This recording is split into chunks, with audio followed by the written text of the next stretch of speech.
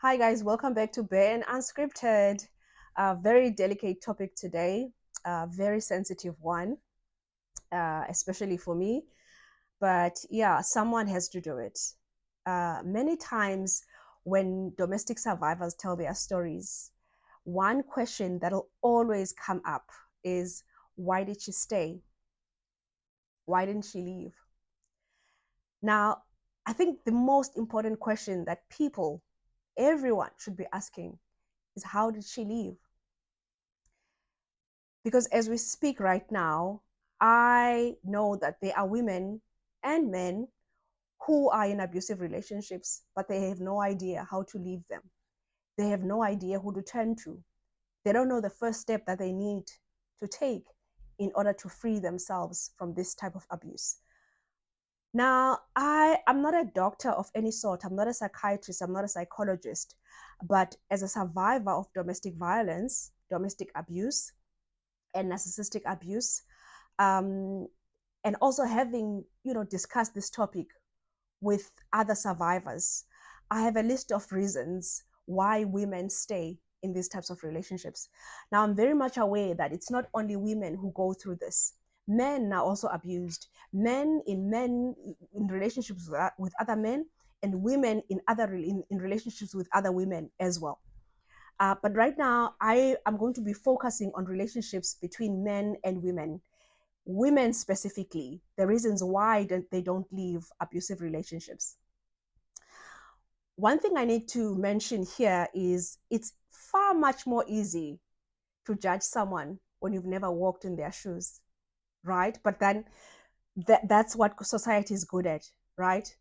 Society is very good at pointing fingers at the abused, at the victim mostly. There is this one type of abuse that starts with an R, which I can't mention on this platform, where you would hear people asking, what was she wearing? Well, she was abused, but what was she wearing? As if that is the most important question to ask. But that is society for you. That's the first question that they would ask. Now, many women in these types of relationships, or who have been in these types of relationships, would tell you that they always thought that they would be the last person to stay in this type of environment. Now, many of them don't even look like the typical victim of domestic abuse. Now, this is according to society as well, because I don't know if there is a way that one can tell, that is a victim of domestic abuse. Because according to me, that's impossible. But society will tell you, but you don't look like a typical domestic violence abuse victim. Is there a way that we can identify someone and say, if they have 1, 2, and 3, is there a way written somewhere that tells us what they should look like? Is there a way written somewhere that tells us what they should sound like? One thing I know, that these women are the most intelligent people that you could ever meet. Most of them hold leadership positions. Most of them are successful entrepreneurs. Most of them are educated. They have stable incomes. They are good looking. They have a positive outlook at life. But still, they go through this.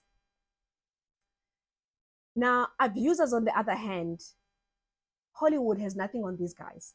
They know how to package themselves. Africans will tell you how someone is able to package themselves and look like someone think that they're not.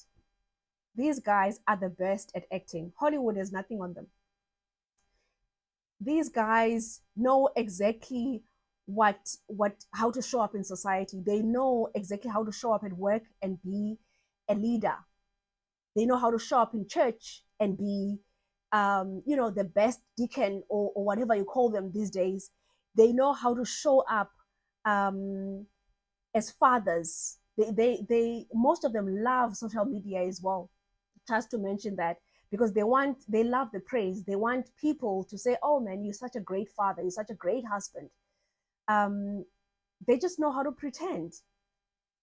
Now, on this video, I'll be discussing the reason why women stay in these types of toxic relationships.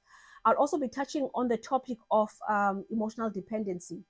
Um, what is emotional dependency, the characteristics, what it entails, the impact of emotional dependency, how it affects your life, addressing emotional dependency, how you can overcome it. And also, I'll also be discussing how you can help, what you need to do or what you can do to support the victim. I'm here to tell you the story of crazy love, a psychological trap disguised as love, one that millions of women and even a few men fall into every year. It may even be your story. I don't look like a typical domestic violence survivor. I have a BA in English from Harvard College, an MBA in marketing from Wharton Business School. I spent most of my career working for Fortune 500 companies, including Johnson & Johnson, Leo Burnett, and the Washington Post. I've been married for almost 20 years to my second husband, and we have 3 kids together. My dog is a black lab, and I drive a Honda Odyssey minivan.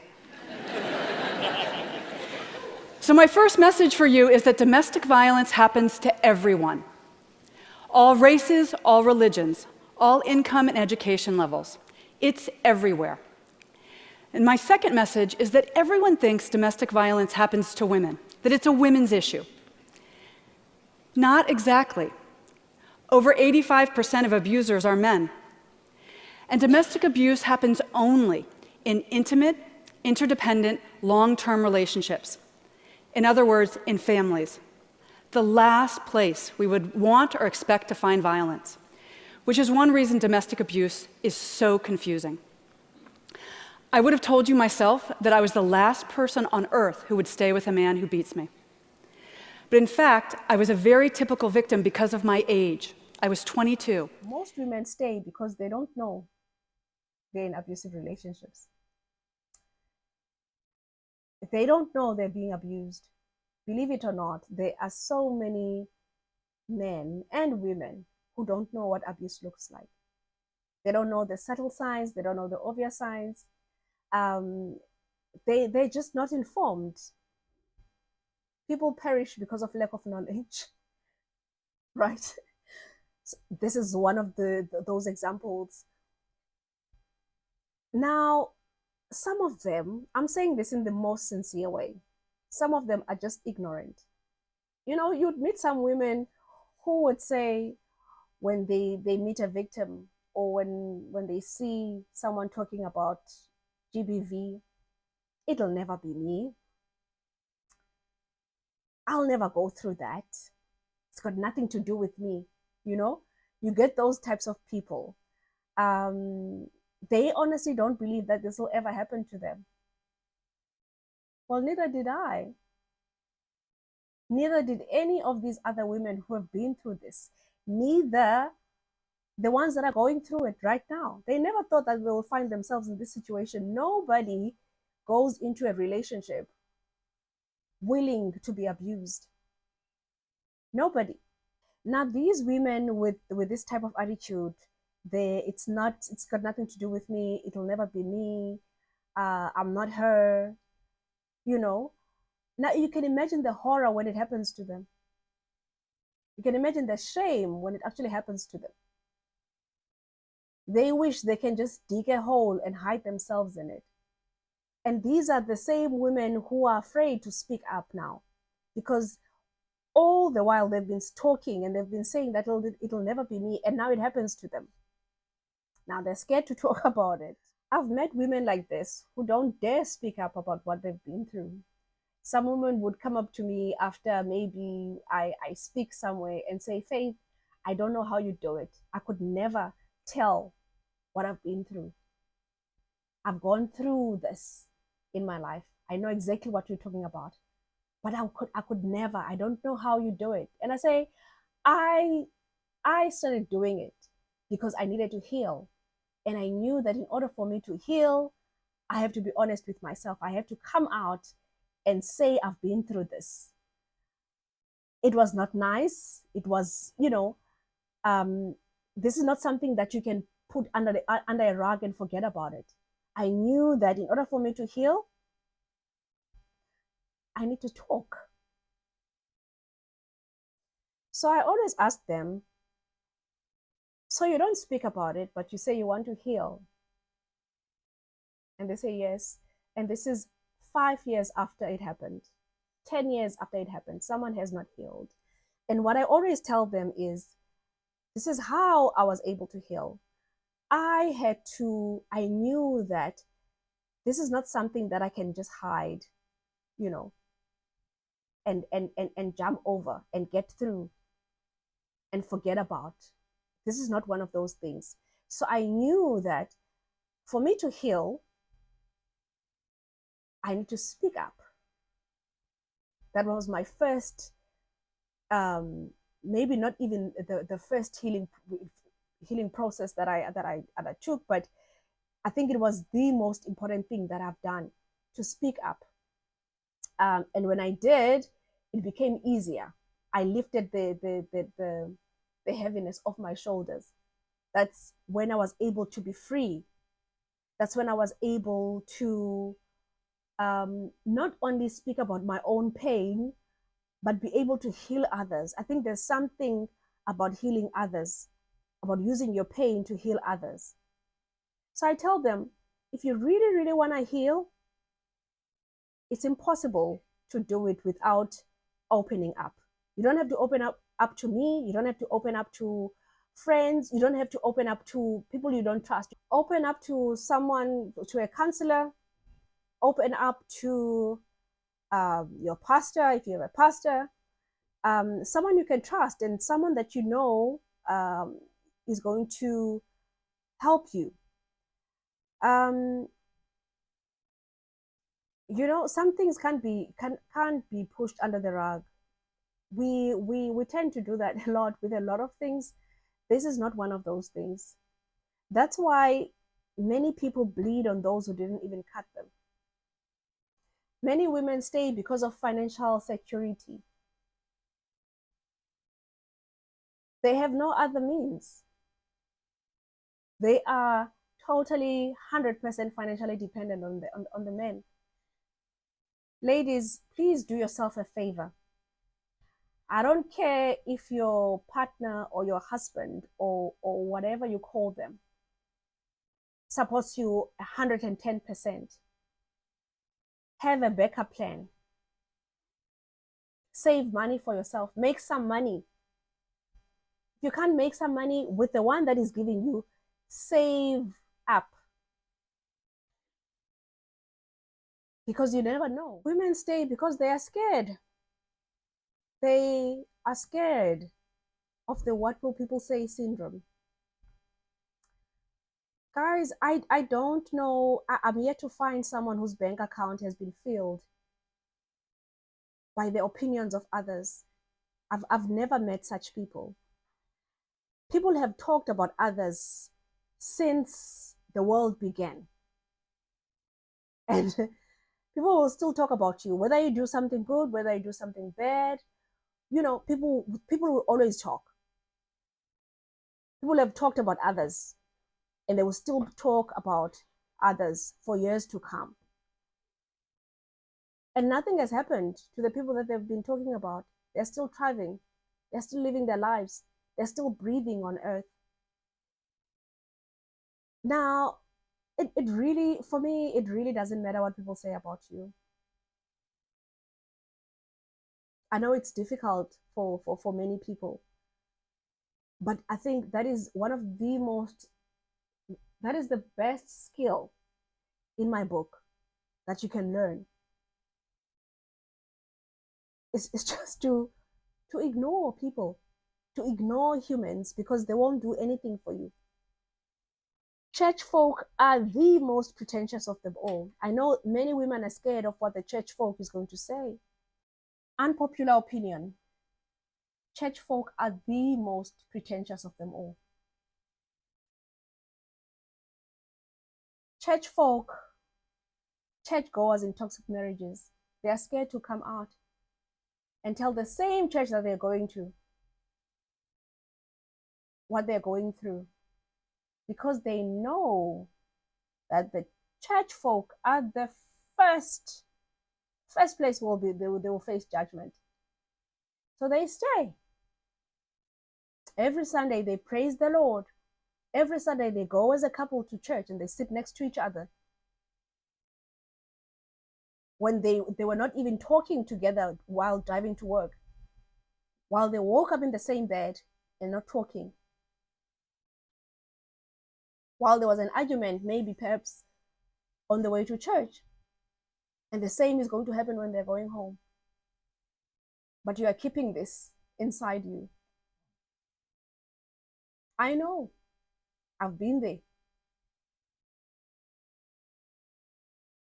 Now, there's another thing that is famous these days. This posting of everything. This thing of people thinking that social media is real. Social media, social media was never real. It will never be real. Posting your relationship on social media will come back to bite you. That's for sure. This has been proven time and time and time again. If you keep your life private, people don't know what to attack. But if you keep your life public, you are giving your life away, right? You're telling people this is how my life is. They know exactly what to attack. We've seen these things happen, man. We've seen people showing off their lives. We've seen people showing off their partners. We've seen people showing up the showing strangers, letting the strangers in. And now they have a problem when people have an opinion. Of course, people have an opinion because you are showing them their life. You are showing them your life. You need to understand that on social media there are many monitoring spirits. The people that are liking your things, are commenting on your things, they're not your friends. And maybe people mistake that and they think that these people are your friends. No, your friends are the people that know you personally, not people on social media. Now, when that marriage ends or when that relationship ends, you owe them an explanation because you're the one who showed them your relationship. You're the one who exposed yourself to them. The sooner we know that social media is not real, the better for all of us. Now, I do understand the fear. I totally do understand the fear side of things because I do know from experience also that going through a divorce, when you go through a divorce, it's like to other people, it's like you have some deadly disease. People keep away from you as if maybe you're going to infect them with this disease that you have. So some people are scared of that. That's why they don't even tell their so-called friends what they are going through. Some because of shame. That I understand too. That I understand too because I also felt shame. I also felt like, oh my God, um, we looked so good on the outside, but people didn't know that we were rotten on the inside. But anyway, that's a story for another day. So I just want you guys to understand that some people will keep their distance. Some people will show you like they don't want anything to do with you. And for me, you don't have to tell me twice if you don't want me in your life. Once is enough. I did them a favor by blocking them everywhere. Um, but some people will still want to hold on and stuff. That is just not me. So that's how I dealt with that one. Some women are scared of starting over. Some women don't see themselves starting over with a new man. They don't see themselves starting over with they just don't see themselves starting over. They are more comfortable. You will hear them saying, better the devil that you know. No, the devil that you know is not better. Because the fact that you are referring to him as a devil is not okay. It's not okay. So some women believe that this is it for them. They truly don't believe that there is life after this, that life could be better after this. They don't see anything else. This is all they've ever known. They don't know, they don't even believe that they could ever find someone that could treat them better than this person. That's a lie because you can start over and life can be better. Some women stay because they've lost their identity. They don't know who they are without this man. They have literally wrapped their whole life around this man. There's nothing that you enjoy on your own without him. You do everything with him. You go everywhere with him. You enjoy everything he enjoys. You've even forgotten yourself. Like what do you like? What are your own aspirations? What are your own dreams? We as women, we really are very good at this. Maybe it's teachings from our parents. Maybe it's just something that we've been taught, that you need to support a man's dreams, you need to be there for him, you need to be a mother, you need to be a wife. And no one is telling women that you still need to be an individual. You don't need to lose yourself in all of this. Yes, you can be a great wife. Yes, you can be a great mother. But don't leave yourself behind. Now,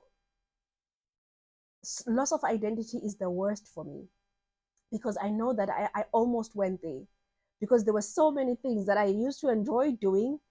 And now when I got married, I didn't do those things anymore, because I'm trying to be this good wife. If I do this, then I'm probably not going to be, um, do things on your own, enjoy life on your own. It's great you to have a life together, but you can support each other and still be individuals. We do everything together, people. They He goes where I go, she goes where I go. I mean, I think it's really cute, right? But I don't think it's healthy at all, in the long run at least. Having the same friends, I just don't think it's healthy. I mean, I think it's great for you to have your own friends. Some of your friends are your friends. They're not my friends. They don't necessarily have to be my friends. There was another thing also that I honestly didn't like. When you are all wives and your husbands happen to be friends, maybe they are friends at work, and now it's like, now we are, now as wives, we are forced to be friends. And for me, that was not okay. For me, I found that very mm-mm, mm-mm. I mean, we can be friendly with each other, we can we can chat and whatever, but like, we don't have to be friends. It just doesn't go like that.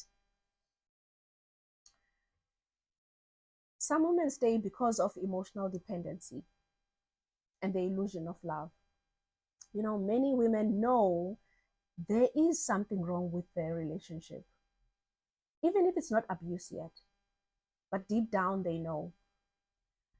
But they're still holding on to the illusion of love. They're still going down memory lane, when he used to love me, when he used to do this for me, when he was a good man. They're still replaying those happy days when he used to tell her how much he loves her and actually show her how much he loves her.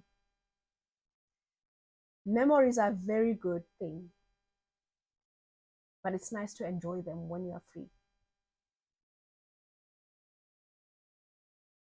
Being financially dependent is one thing, but being emotionally dependent, that's a whole different ball game. Guys, um I've met people who are so emotionally dependent on others that if they don't get a message from that person, they go ballistic. They if a man doesn't tell them that you look good today, if they don't get validation from him of any sort, they could graduate with a PhD. But if that man doesn't tell her that you did great, it means nothing to them. Now that is dangerous for me. Emotional dependency is a state where an individual relies excessively on others for emotional support, for validation, and a sense of well being. That's a very dangerous place to be at. Some women stay because of self-worth, low self-worth, low self-esteem. You've based your whole entire self-esteem on this man, on this marriage. You are nothing. You believe that you are nothing without this. This is your identity. Your marriage, your men especially, is your identity. Without him, you are not human. That's what you believe. Some women see their worth through the eyes of their husband. This is real. This is real things happening on this earth that we are living in. They believe that without their husbands, they are nothing. They believe that whatever he says about them is true. He can wake up today and tell you that you are fat, even though you go to gym every day, or you take care of yourself, and you believe it. He can tell you that you don't have brains, and you believe it. Whatever he says, you believe. That's why when the marriage ends, many women, struggle for years and years and years to build their self-esteem, because it's based on the opinion or opinions of this man,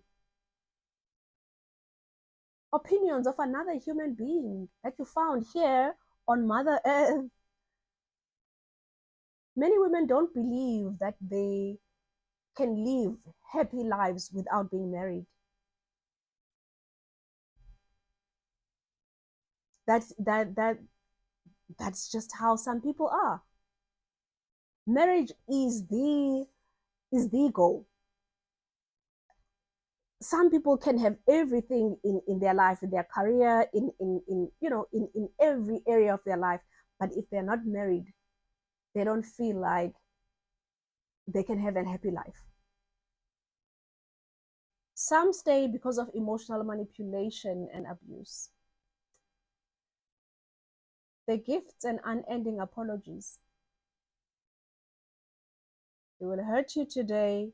He will come with gifts, read you his apology script, tell you he's sorry, but nothing will change. And this goes on and on and on. These are just mind games and nothing else. The gifts, they are just there to prevent you from seeing the real nature and help you make the right decisions for yourself. Some men will even threaten you, tell you that you are nothing without him, you'll never survive without him, without his money, that he will take away this from you, he will take away the car, he will take away the house. Many women don't want to lose those material things, so they stay. Because that happens when you have based your worth on material things. Another dangerous thing to do. But I don't blame them, because that's society today.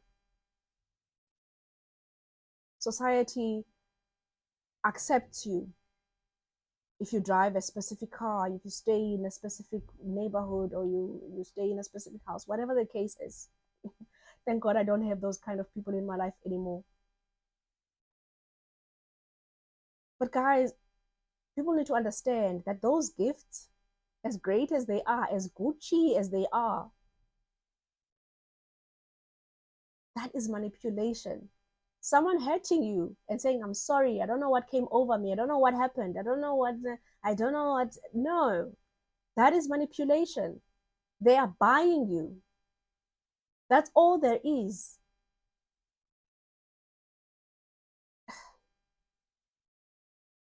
Don't let your eyes open when it's too late, man. When you have a Gucci bag in your closet and you're rotten inside, your heart is broken. You don't even know who you are. You don't have an identity anymore. You are just broken. With all of that, with all the gifts. Don't let your eyes open when it's too late. Now, this is a very sad one because many women stay because of the threat of violence. This person would have told you many, many times that if you leave, then he's going to make sure that you're unalive. Many women stay because they are scared to leave their kids on this earth.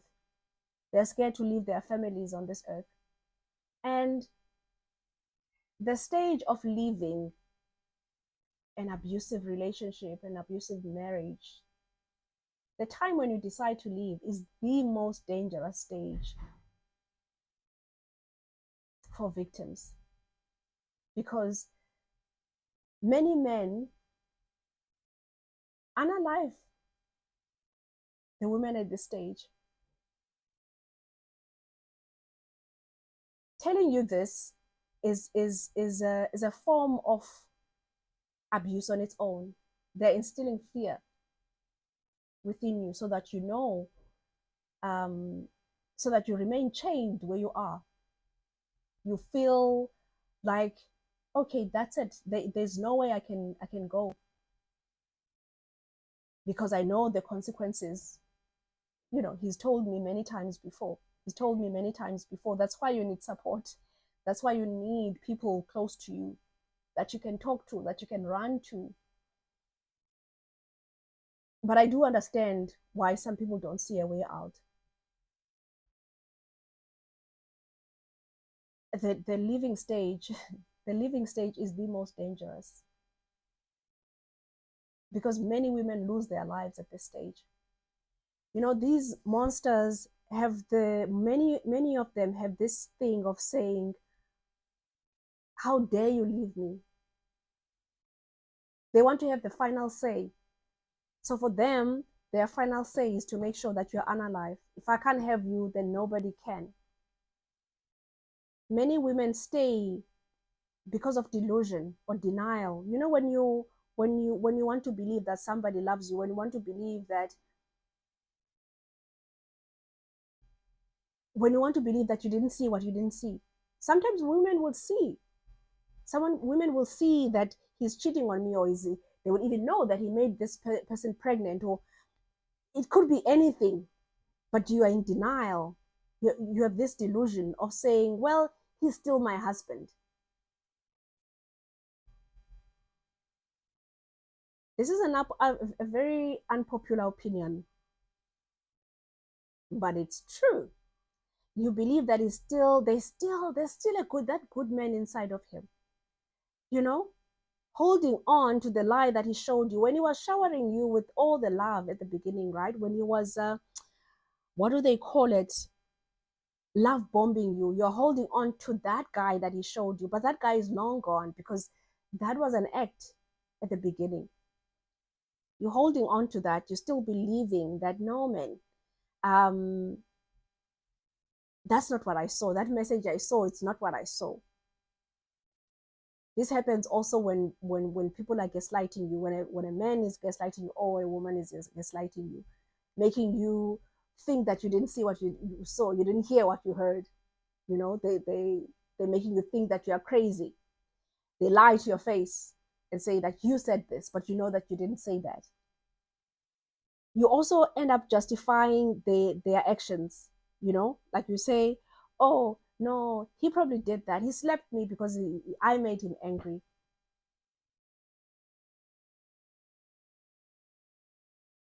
You're ignoring the red flags. They're not even red flags at this point. They just, I don't even know what to call them. You refuse to acknowledge what is happening. You just can't bring yourself to admit that this is toxic, that this is not what I want for my life. You just can't admit. You choose to be delusional. You choose to go to your friends and talk about how great your husband is. You choose to take pictures with him and post on social media, praising him, telling the whole world how great of a partner he is. Meanwhile, you know deep down, this is a monster. You choose not to believe that you are being abused. You know. that you are being abused, but you choose not to believe it.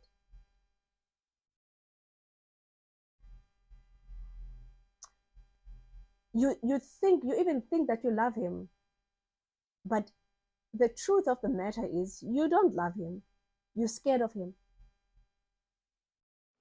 If you had told me that this smart, funny, sensitive man who adored me would one day dictate whether or not I wore makeup, how short my skirts were, where I lived, what jobs I took, who my friends were, and where I spent Christmas, I would have laughed at you. Because there was not a hint of violence or control or anger in Connor at the beginning. I didn't know that the first stage in any domestic violence relationship is to seduce and charm the victim. I also didn't know that the second step is to isolate the victim.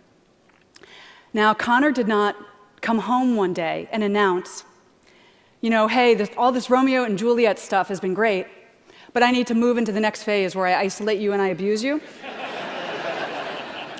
So I need to get you out of this apartment where the neighbors can hear you scream, and out of this city where you have friends and family and coworkers who can see the bruises.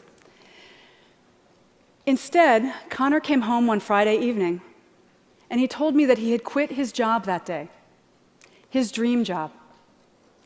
And he said that he had quit his job because of me, because I had made him feel so safe and loved that he didn't need to prove himself on Wall Street anymore. And he just wanted to get out of this city and away from his abusive, dysfunctional family and move to a tiny town in New England where he could start his life over with me by his side. Now, there's something else that I need to speak about on this topic, especially for people that are going through divorce or still going to go through divorce. I don't wish this for anyone. I don't wish that for anyone. That is the worst thing that you could ever go through in your life. But if it happens, God forbid, you need to know that there is manipulation of the system by abusers, especially in South Africa. These guys know how to play the law. These guys know how to prolong things. It's as if, for me at least, it was as if I knew that they were giving each other scripts, because my ex-husband had friends who have been through what we've been through. So they were exchanging scripts, this is how you hit her hard. This is what you do. This is what you do. So they play the system. They're very good at this. They study the laws. They know how to play the laws. They know how to terrify you with your kids. They know how to play you with your kids because they know you love your kids. They've done all the research. They know the stories about restraining orders. They know how they work. They will play you with restraining orders left, right, and center. They will make sure that they prolong the custody case. They will just make sure they prolong the maintenance case, so it can take you a year, 2, 3, in my case, for the men to support their own child. This is just something that is true, that is happening. So you need to know that. So yeah, in my case, it was about 3 years, right? Yeah, about 3 years, when he was just playing the game, playing the law. Yeah, they don't mind paying lawyers huge sums of money. They don't want to pay for their children, but they will pay their lawyers huge sums of money, just to make sure that you are uncomfortable, just to make sure that you are unhappy, that, to mess your life around. Also, there's another point that I want to mention about society's attitude towards the victims. Now, society will never run out of things to say about the victim, ever. They will always stereotype the victims. They will always assume things. They will say that these women who have gone through GBV are destructive women. They are not good wives. They don't submit to their husbands. They're damaged goods. She wanted to be the man in the relationship. She came from a broken family. She's not wife material. They can say all of these things. but that is society for you. So there's no need for you to be scared of those things because they are going to happen. Um, but that shouldn't deter you. That shouldn't deter you from doing what's right for you. That shouldn't deter you from leaving a toxic situation, ship, or a relationship, or a marriage. Now, for the characteristics of emotional dependency, I just need to mention a few of these. I will probably not explain each and every one of them, but I think this will help you know if you are emotionally dependent. Excessive need for approval. You just need reassurance from others all the time, especially from the men. You feel inadequate. You feel worthless without external validation. Fear of rejection and abandonment is one of them. You you feel you're just scared of being rejected. You're scared of being abandoned by loved ones. Difficulty in making decisions. You always need to consult people before you make decisions. You can't make any decision on your own. Low self-esteem. If no one gives you a compliment that day, you're going to have a bad day. That is the simple way of putting it. You have poor self-image, clinginess, and over-attachment. You become overly attached to one person or a small group of people. You love being part of a group. You know, you love being you love to belong. You meet someone this week, there's people like that. I don't think there's anything wrong with loving people uh, uh, um, too quickly or anything like that, but give people time to show you who they are. Lack of boundaries, difficulty in setting and respecting your own boundaries. Now, how can this impact your life? How can emotional dependency impact your life? Strained relationships. You putting undue pressure on your relationships. This leads to conflicts and misunderstandings. Personal growth inhibition. You're stunting your own personal growth. You're not helping anybody by being emotionally dependent. Mental health issues. You increase the chances of getting anxiety, depression, and other emotional disorders. You feel emotionally unstable. How do you address emotional dependency? You develop self-awareness. You get to know who you truly are, your own authentic self. You recognize and identify your own patterns of dependency. You build your self-esteem. You engage in activities that promote self-worth and confidence, whatever that is for you. That is why it's important for you to get to know yourself. You establish healthy boundaries.